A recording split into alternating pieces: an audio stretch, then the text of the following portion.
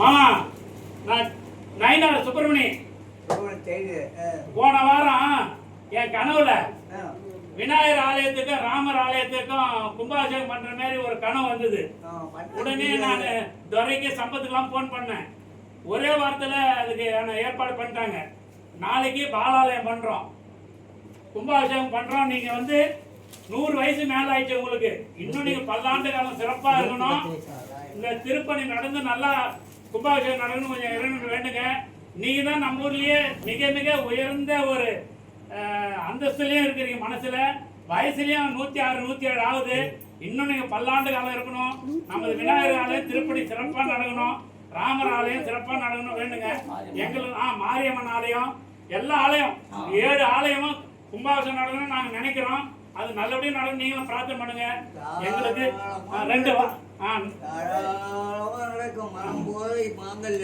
சரிம்மா. எண்ணம் எப்படி அந்த எண்ணம் போல நடக்கும். கண்டிப்பா நடக்காத போல 4 பேர் இருந்தாலும் நல்ல மாதிரி நடந்துங்கிறது. சரிம்மா, ரொம்ப மகிழ்ச்சி. உங்களுடைய ஆசீர்வாதம் தான் எனக்கு தேவை. வகையில் சரி சரி சரி. நான் எல்லாருக்கும் முறையா எல்லாரும் கூப்பிட்டு. ஆமா ரைட்டுமா.